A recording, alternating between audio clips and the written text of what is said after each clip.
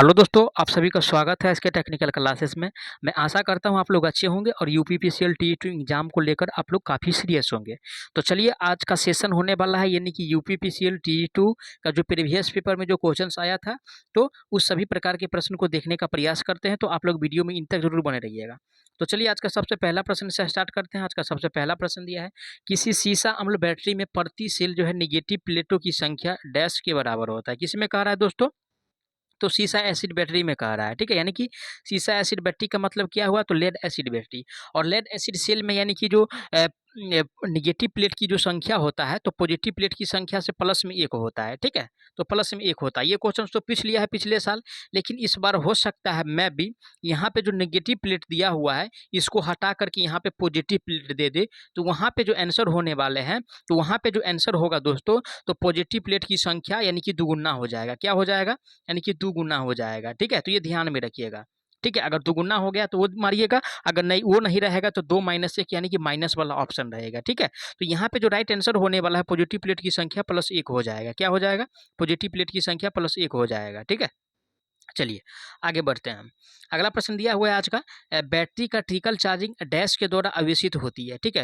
यानी कि बैटरी में जो ट्रिकल चार्जिंग होता है, ठीक है, यानी कि बैटरी में जो ट्रिकल चार्जिंग का प्रयोग करते हैं, ठीक है, यानी कि बैटरी में ट्रिकल चार्जिंग का जो प्रयोग होता है, ठीक है, वो कब यानी कि किया जाता है, और साथ ही साथ यानी कि जो करते हैं उस टाइम यानी कि जो करंट का वैल्यू है वो कितना होना चाहिए।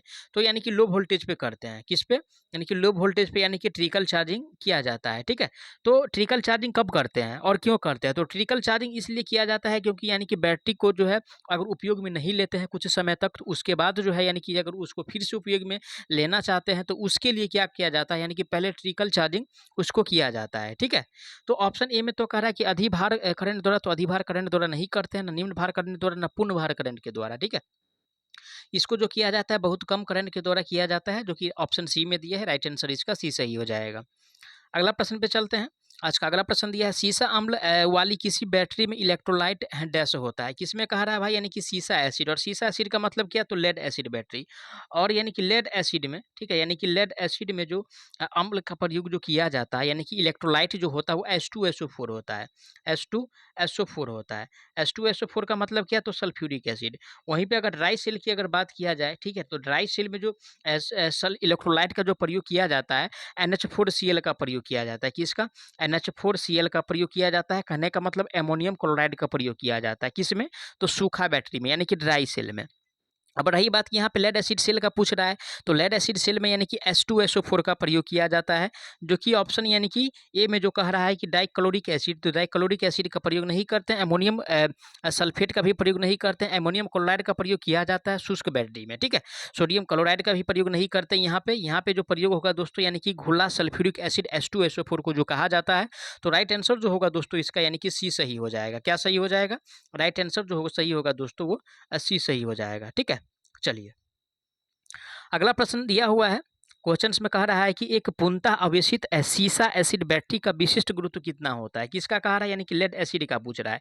तो समझ सकते हैं यानी कि लेड एसिड से यानी कि कितना प्रश्न बन रहा है एग्जाम में। तो लेड एसिड वाला यानी कि टॉपिक आप लोग अच्छा से यानी कि जो शॉर्ट नोट्स बनाए होंगे बार बार उसको रिविजन कीजिए और नए तरीका से यानी कि क्वेश्चंस बनाने का प्रयास कीजिए, ठीक है। तो लेड एसिड सेल में जो दोस्तों यानी कि जो इसका विशिष्ट गुरुत्व होता है वो 1280 से लेकर के, ठीक है, 1250 से 1280 के बीच होता है, ठीक है। 1250 से 1280 के बीच होता है। कभी कभी ऑप्शन में आपको 1250 भी दिया रहेगा, कभी कभी 1280 भी दिया रहेगा, लेकिन अगर पॉइंट में दिया हुआ है, ठीक है, तो यानी कि 1.280 हो जाएगा, ठीक है। ऑप्शन किस में दिया हुआ है? तो ऑप्शन यानी कि सी में दिया हुआ है, जबकि ए में जो दिया है 1.20 दिया हुआ है, यानी कि ये नहीं होता है इतना, यानी कि आवेशित के बाद इसका जो यानी कि गुरुत्व जो होता है वो बढ़ जाता है और बढ़ के लगभग यानी कि 1280 से यानी कि 1250 से 1280 के बीच हो जाता है। तो इसका करेक्ट आंसर जो होगा दोस्तों ऑप्शन सी सही हो जाएगा। सी में जो दिया हुआ है यानी कि 1.280 दिया हुआ है। चलिए आगे बढ़ते हैं। अगला प्रश्न दिया है कि सीसा एसिड बैटरी में निम्न में से किस इलेक्ट्रोलाइट का प्रयोग किया जाता है। देखिए बार बार प्रश्न पूछ रहा है और ये शिफ्ट यानी कि सेकेंड में पूछा था, और उससे पहले जो प्रश्न आया था शिफ्ट 1 में शायद पूछा हुआ था। अब रही बात की यानी कि इलेक्ट्रोलाइट का जो प्रयोग किया जाता है सीसा एसिड सेल में यानी कि H2SO4 का प्रयोग करते हैं। इसमें ज़्यादा टाइम नहीं देंगे क्योंकि इससे पहले जो प्रश्न है वो आ चुका है, ठीक है। अमोनियम क्लोराइड है तो NH4Cl का प्रयोग इसमें यानी कहाँ किया जाता है, तो यानी कि ड्राई सेल में करते हैं। किसमें? यानी कि ड्राई सेल में किया जाता था, ठीक है, किया जाता है। ऑप्शन यानी कि डी में दिया है यानी कि डाइल्यूट सल्फ्यूरिक एसिड, तो करेक्ट आंसर जो होगा इसका यानी कि डी सही हो जाएगा, है ना। राइट आंसर जो होगा इसका डी सही हो जाएगा। अब चलिए अगला प्रश्न दिया है, जब एक सीसा अम्ल बैटरी को उच्च करंट से आवेशित और निरावेशित किया जाता है तो क्या घटित होता है, ठीक है। क्या कहता है भाई, यानी कि उच्च करंट से, ठीक है। करंट का वैल्यू भी हाई है, ठीक है। हाई करंट से यानी कि चार्ज भी किए, हाई करंट से चार्ज भी किए और यानी कि बहुत जल्द उसको यानी कि डिस्चार्ज भी किए। क्या किए? बहुत जल्द भी उसे यानी कि डिस्चार्ज किए। तो इस स्थिति में क्या होता है दोस्तों, इस स्थिति में यानी कि बकलिंग देखने को मिलता है। क्या? बकलिंग, ठीक है। यानी कि बकलिंग देखने को मिलता है, ठीक है। बैटरी में यानी कि एक दोष होता है जो बकलिंग है, वो यानी कि देखने को मिलता है, ठीक है। सल्फेशन नहीं होता है, इसे ना क्षरण होता है ना अवासदन होता है, ठीक है। ओनली फॉर यानी कि बकलिंग देखने को मिलता है जब उच्च करंट से यानी कि आवेशित करते हैं और निरावेशित किया जाता है। तो ठीक है, तो राइट आंसर जो होगा इसका यानी कि डी सही हो जाएगा। अब चलिए अगला प्रश्न पे चलते हैं। आज का अगला प्रश्न दिया हुआ है, क्वेश्चंस में कह रहा है कि यदि 1.5 वोल्ट के 6 सेल श्रृंखला में जुड़े हैं तो लेकिन एक सेल विपरीत दिशा में जुड़े हैं, ठीक है। 1.5 वोल्ट के यानी कि 6 सेल श्रृंखला में है तो सबसे पहले क्या करेंगे, यानी कि अगर श्रृंखला में जुड़ा हुआ है तो देखिए सबसे पहले यानी कि 8T बराबर क्या हो जाएगा, तो यानी कि 5 जोड़ना है तो 1.5 और प्लस में 1.5 और प्लस में यानी कि 1.5 और प्लस में 1.5 और प्लस में 1.5, टोटल कितना हो गया 1 2 3 4 और 5, सबको जोड़ेंगे तो कितना 5 और 2 यानी कि 2.5, तो 7 पॉइंट यानी कि 5 वोल्ट हो रहा है। और एक को विपरीत में कह रहा है और एक को अगर विपरीत में करेंगे तो कितना हो जाएगा 1.5 अगर घटाते हैं तो जो बच जाएगा 5 में से 5 जाएगा 0, 7 में से एक जाएगा तो 6 यानी कि 6 पॉइंट यानी कि 0 आ रहा है। क्या आ रहा है? 6.0 आ रहा है और ये वोल्ट में होगा। क्या होगा? 6.0 आ रहा है और ये वोल्ट में होगा। ऑप्शन किस में दिया है? तो ऑप्शन जो दिया हुआ है ए में तो 9 वोल्ट, तो 9 वोल्ट नहीं होगा ना 7.5 वोल्ट होगा। ये जो आंसर हुआ है यानी कि 6 वोल्ट जो कि डी में दिया, सॉरी सी में दिया है। राइट आंसर की बात किया जाए तो ऑप्शन इसका सी सही हो जाएगा। ठीक बा। अब चलिए आगे बढ़ते हैं। अगला प्रश्न दिया हुआ है, क्वेश्चंस में कह रहा है कि सीसा एसिड बैटरी में इलेक्ट्रोलाइट स्तर बनाए रखने के लिए डैश पानी का उपयोग किया जाता है। कौन सा? तो लेड एसिड बैटरी में। और लेड एसिड बैटरी में जो इलेक्ट्रोलाइट स्तर बनाने के लिए जो वाटर का प्रयोग किए करते हैं वो डिस्टिल्ड वाटर होता है। किस प्रकार का वाटर होता है? ठीक है, यानी कि डिस्टिल्ड वाटर होता है। ठीक है, डिस्टिल्ड डिस्टिल्ड यानी कि जो पानी होता है यानी कि डिस्टिल्ड जो वाटर होता है उसका प्रयोग करते हैं किसमें? तो बैटरी में। आरओ का प्रयोग नहीं करते, ना स्थानीय का प्रयोग करते, ना ठंडे पानी का प्रयोग किया जाता। ओनली फॉर जो है दोस्तों डिस्टिल्ड वाटर का प्रयोग किया जाता है, जो कि ऑप्शन यानी कि जो दिया हुआ है डिस्टिल्ड वाटर ऑप्शन डी में दिया है। करेक्ट आंसर की अगर बात किया जाए तो राइट आंसर जो होगा इसका यानी कि डी सही हो जाएगा, क्योंकि लेड एसिड बैटरी में यानी कि डिस्टिल्ड वाटर का ही प्रयोग किया जाता है। ये ध्यान में रखिएगा। अगला प्रश्न आज का दिया हुआ है, क्वेश्चन में कह रहा है कि फैराडे की इलेक्ट्रोलिसिस के पहले नियम के अनुसार द्रव्यमान एम डैश के बराबर होता है। ठीक है, देखिए ये प्रश्न आता है, क्या आता है तो कुछ लिखा रहता है इस प्रकार से और उसमें इलेक्ट्रोलिसिस रहता है तो पूछेगा कि ये जो है कथन दिया हुआ यानी कि कौन सा नियम बताता है। तो इलेक्ट्रोलिसिस रहे तो प्रथम नियम, ठीक है, फैराडे का यानी कि प्रथम नियम, प्रथम नियम, ठीक है, प्रथम नियम। और इलेक्ट्रोलाइट रहे, ठीक है, इलेक्ट्रोलाइट रहे, इलेक्ट्रो इलेक्ट्रो ठीक है, लाइट रहे, ठीक है, इलेक्ट्रोलाइट रहे तो यानी कि फैराडे का दूसरा नियम। ठीक है, इलेक्ट्रोलाइट रहे तो फैराडे का दूसरा नियम, इलेक्ट्रोलिसिस रहे तो फैराडे का पहले नियम। तो पहले नियम से जो समझते हैं एम बराबर जो होता है दोस्तों यानी कि जेड आई टी होता है। क्या होता है? पहले नियम से एम बराबर जेड आई टी होता है। और दूसरे नियम से जो होता है दोस्तों M1 बराबर यानी कि Z1 बराबर, ठीक है, M1 बटा M2 बराबर Z2 बटा Z1 होता है। ठीक है, Z1 बटा Z2 क्या होता है दूसरे नियम, दूसरा नियम क्या होता है? M1 बट्टा M2, ठीक है, और बराबर में यानी कि Z1 बट्टा यानी कि Z2 होता है। ये ध्यान में रखिएगा। ये तो इलेक्ट्रोलिसिस है, इलेक्ट्रोलिसिस का यानी कि जो पहला नियम है ये फैराडे का नियम है। और इसका जो फॉर्मूला होता है M बराबर जेड आई टी होता है। क्या होता है? जेड आई टी, जो कि ऑप्शन यानी कि ए में दिया हुआ है। किस में दिया हुआ है? M बराबर जेड आई टी, तो ऑप्शन यानी कि ए में दिया हुआ है। ध्यान से देखिएगा, ऑप्शन ए में जो दिया हुआ है M बराबर जेड आई टी, यानी कि M बराबर तो नहीं लेकिन जेड आई टी दिया हुआ है, सब ऑप्शन में वही दिया हुआ है। तो करेक्ट आंसर जो होगा इसका यानी कि ए सही हो जाएगा। क्या सही हो जाएगा? राइट आंसर ए सही हो जाएगा। ठीक है, चलिए आगे बढ़ते हैं। अगला प्रश्न आज का दिया हुआ है, क्वेश्चंस में कह रहा है कि निम्न में से किस सेल का कार्यकाल सबसे लंबा होता है। ठीक है, तो सबसे लंबा किस सेल का यानी कि कार्यकाल होता है? ऑप्शन ए में दिया सिल्वर ऑक्साइड, तो सिल्वर ऑक्साइड का दोस्तों 1 दशमलव लगभग यानी कि 4 वोल्ट के आसपास होता है। ठीक है। ड्राई सेल की अगर बात किया जाए 1.5 वोल्ट होता है, ठीक है। लिथियम सेल की बात किया जाए 2 यानी कि 9.5, ठीक है। ये कभी-कभी आपको लोगों को यानी कि 3.12 के आसपास भी रहता है, ठीक है। लेकिन स्टैंडर्ड वोल्टेज जो है इसका यानी कि 2.95 है। मरकरी सेल की अगर बात किया जाए तो 1.42 वोल्ट के आसपास होता है, ठीक है। तो ये यानी कि सबका वोल्ट है, लेकिन सबसे ज़्यादा जो होता है, ठीक है, इसका जो सबसे ज़्यादा जो जीवन काल है वो लिथियम सेल का है, ठीक है। किसका है? लिथियम सेल का है। एक प्रश्न और यानी कि एग्जाम में बनता है कि लेड एसिड सेल का जीवन काल कितना होता है, तो 2 से 5 वर्ष होता है, ये भी ध्यान में रखिएगा। कितना होता है? 2 से लेकर के, ठीक है, लेड एसिड सेल का जो जीवन काल होता है भाई, वो 2 से लेकर के, ठीक है, यानी कि 2 से लेकर के, ठीक है, 2 से लेकर के यानी कि 5 ईयर होता है, ये ध्यान में रखिएगा। तो इसका राइट आंसर लिथियम सेल हो जाएगा, क्योंकि इसका जो जीवन काल होता है यानी कि कार्यकाल होता है सबसे लंबा होता है। अब चलिए आगे बढ़ते हैं। अगला प्रश्न आज का दिया हुआ है, क्वेश्चंस में कह रहा है कि निम्न में से कौन सा जो है विकल्प एक रिचार्जेबल सेल है। तो रिचार्जेबल का मतलब क्या हुआ, ठीक है, रिचार्जेबल। और रिचार्जेबल का मतलब हुआ जो पुनः यानी कि फिर से यानी कि उसको यानी कि चार्ज कर सकते हैं, फिर से यानी कि उपयोग में ला सकते हैं, यानी कि पुनः प्रणाली, यानी कि पूर्णता, ठीक है, यानी कि पूर्ण प्रणाली, ठीक है, पूर्ण प्रणाली। यानी कि कहने का मतलब ये हुआ कि एक बार जब यानी कि वो डिस्चार्ज हो गया, अगर उसे फिर से चार्ज में ला करके फिर से अगर उपयोग में लाया जाता है, तो ये जो होता है दोस्तों, ये रिचार्जेबल का यानी कि ये कंडीशन है। तो रिचार्जेबल की अगर बात किया जाए तो लेड एसिड सेल, ठीक है, यानी कि लेड एसिड सेल में ऐसा देखने को मिलता है। अगर लेड एसिड सेल एक बार उपयोग कर लिए, ठीक है, उसका जो क्षमता है पूरा यानी कि लो हो गया, यानी कि डाउन हो गया, तो फिर उससे क्या क्या है, यानी कि चार्ज में लगा करके फिर से यानी कि उसका जो वोल्टेज का स्तर होता है बढ़ा करके फिर से उसे यानी कि उपयोग में लाया जा सकता है, ठीक है ना। तो ये ध्यान में रखिएगा। अब रही बात कि जैसे इमरजेंसी लाइट आप लोग देखे होंगे, है ना, पढ़ाई के लिए उपयोग भी करते होते होंगे, तो इमरजेंसी लाइट में लेड एसिड सेल बैटरी का प्रयोग किया जाता है। कौन सा बैटरी का? लेड एसिड सेल बैटरी का प्रयोग किया जाता है, ये भी ध्यान में रखिएगा। इससे भी डायरेक्ट प्रश्न पूछता है कि लेड यानी कि इमरजेंसी लाइट में किस प्रकार का बैटरी का प्रयोग किया जाता है, तो लेड एसिड बैटरी का प्रयोग किया जाता है। ऑटोमोबाइल में किस बैटरी का प्रयोग किया जाता है, तो ऑटोमोबाइल में भी लेड एसिड बैटरी का प्रयोग किया जाता है। तो काफ़ी इंपॉर्टेंट है भाई, है ना, जो इंपॉर्टेंट है उसी को पढ़िए, क्योंकि आप बहुत कम टाइम बचा है, नंबर में एग्जाम आप लोगों को होने जा रहा है। चलिए आगे बढ़ते हैं। अगला प्रश्न दिया है, निम्न में से कौन सा विकल्प एक रिचार्जेबल सेल है। तो सेम ही प्रश्न है, रिपीटेड प्रश्न है, ठीक है। और इसका जो राइट आंसर हो जाएगा सीसा एसिड, यानी कि रिचार्जेबल होता है, ठीक है। चलिए आगे बढ़ते हैं। अगला प्रश्न दिया है, बैटरी आवेशित करते समय विद्युत अपघट्य इलेक्ट्रोलाइट तापमान डैश से अधिक नहीं होना चाहिए। जब यानी कि बैटरी को यानी कि आवेशित करते हैं, ठीक है, जब आवेशित करते हैं उस समय जो है यानी कि विद्युत अपघट्य का यानी कि इलेक्ट्रोलाइट जो होता है उसका जो टेम्परेचर है, ठीक है, उसका जो टेम्परेचर है वो जो है दोस्तों, यानी कि आप लोगों को बता दूं कि 40 डिग्री सेल्सियस, ठीक है, 40 डिग्री सेल्सियस से ज़्यादा नहीं होना चाहिए। अगर 40 डिग्री सेल्सियस से ज़्यादा होगा तो या उसमें यानी कि आग लग सकता है, ठीक है, या कोई अदर फॉल्टेशन उसमें उत्पन्न हो सकता है। तो 40 डिग्री सेल्सियस तापमान से अधिक नहीं होना चाहिए, ठीक है, आवेशित करते समय, ये ध्यान में रखना है।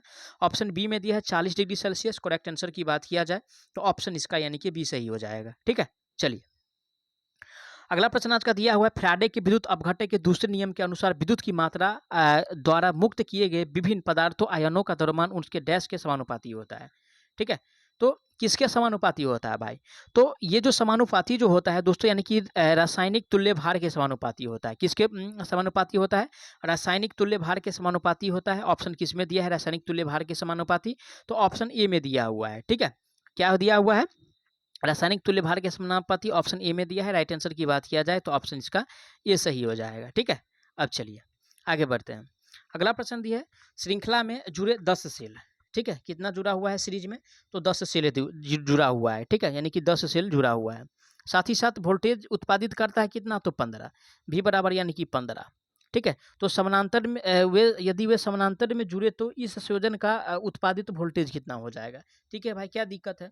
तो 15 वोल्ट दिया हुआ है, इसको करंट जो है यानी कि जो 10 सेल है, अगर उसको डिवाइड कर दें, ठीक है, यानी कि 15 को अगर 10 से डिवाइड कर दें तो क्या हो जाएगा, यानी कि 1.5 वोल्ट के आसपास आ रहा है। कितना? 1.5 वोल्ट के आसपास आ रहा है। और 1.5 वोल्ट जो दिया हुआ है ऑप्शन ए में दिया है। राइट आंसर की अगर बात किया जाए, इसका जो करेक्ट आंसर होगा ऑप्शन ए सही हो जाएगा। अगला प्रश्न पे चलते हैं। आज का अगला प्रश्न दिया हुआ है, क्वेश्चंस में कह रहा है कि यदि एक बैटरी 6 घंटे के लिए 10 एम्पीयर धारा लेती है तो बैटरी की निर्धारित रेटिंग ज्ञात करें, ठीक है। क्या ज्ञात करना है, तो रेटिंग ज्ञात करना है।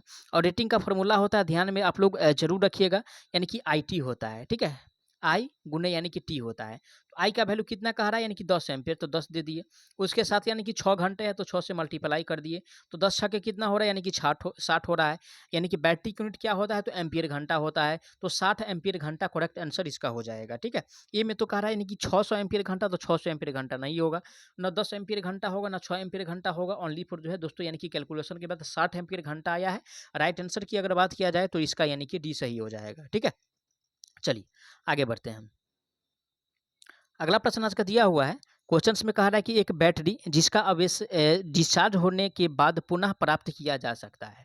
ठीक है, अगर एक बार यानी कि जो कोई भी बैटरी अगर डिस्चार्ज हो गया, क्या, तो डिस्चार्ज हो गया। ठीक है, डिस्चार्ज अगर हो गया तो उसे यानी कि पुनः फिर से अगर जो प्राप्त हो सकता है वो ओनली फॉर जो है सेकेंडरी सेल, क्या, सेकेंडरी। ठीक है, सेकेंडरी सेल में ये देखने को मिलता है। अगर एक बार चार्ज हो गया, एक बार अगर डिस्चार्ज हो गया, फिर से उसे अगर चार्ज करके लाया जा सकता है। ठीक है, और जो डिस्चार्ज होने के बाद पुनः प्राप्त किया जा सकता है उसे द्वितीयक सेल कहते हैं, सेकेंडरी सेल कहते हैं।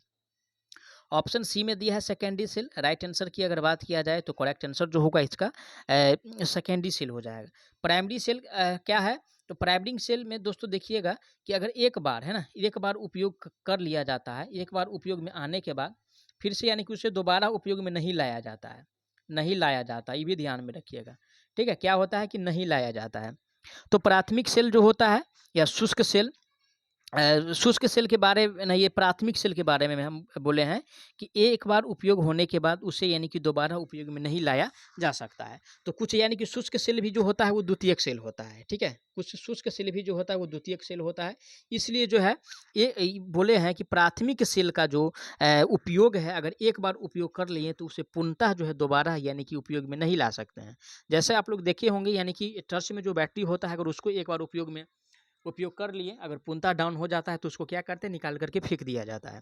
ठीक है, चलिए अगला प्रश्न आज का दिया हुआ है कि सीसा अम्ल सेल की वाट घंटा क्षमता क्या है। इससे दो प्रश्न बनता है, ध्यान में रखिएगा।